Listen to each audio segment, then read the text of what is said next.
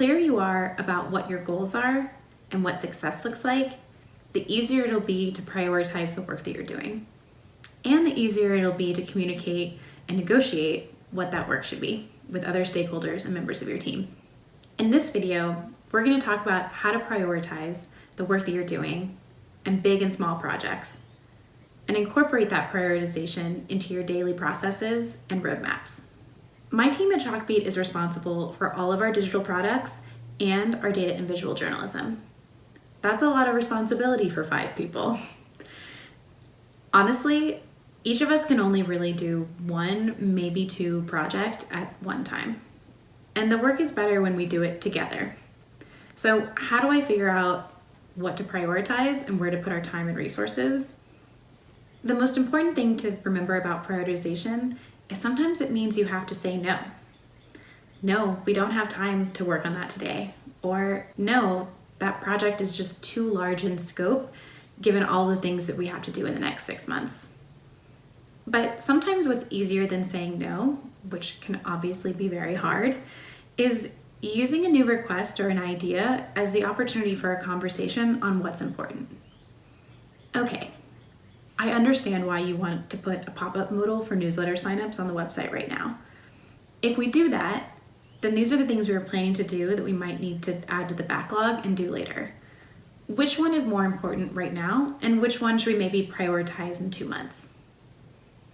Sometimes you're having this conversation with yourself, sometimes you might have it with your team, and sometimes you might have this conversation with other stakeholders or leaders in the organization. If you've clearly defined your goals and you're all on the same page, it's a lot easier to decide together what's really important right now in the short term, or why you need to prioritize something because it's really working towards a long-term goal. Of course, there are always going to be times when you have many things that are all important and you simply won't have enough time or resources to do them all. That's why I'm going to introduce you to a couple of frameworks that'll help you have these difficult conversations. The first is the important versus urgent matrix. It essentially lets you block out work into important, not important, urgent, not urgent. Anything that is not important and not urgent, you should delete from your brain and never think of again. But it gets a little bit trickier when you have projects and ideas that are in the important but not urgent, or urgent and important. If you're a team that really struggles with the balance between short-term and long-term projects, this is the matrix for you. For example, let's say your reporters are always complaining about how there's so much breaking news that they never get to focus on that enterprise project they really want to do, or they got a big tip and they haven't had time to really investigate it yet. You need to kind of think about, okay, well, is the breaking news story something that 8 other outlets are going to cover, or are we the only ones available that are ever going to cover this story, and so it really does need to be followed? That's an example of an urgent and important task that may or may not actually be important.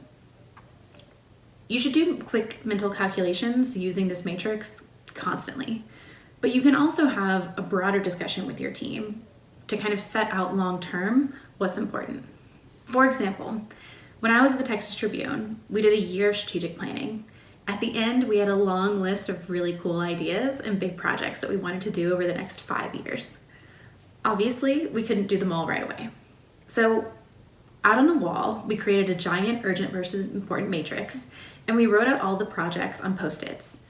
With stakeholders and other leaders in the organization, we went and just individually blocked these out. Which ones were important? Which ones were urgent? Where were they? How did they compare to each other on this chart?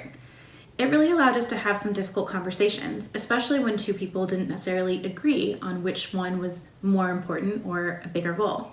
In the end, we were really able to align everyone towards the same vision. Now, let's say you're a team that has 1,000 ideas.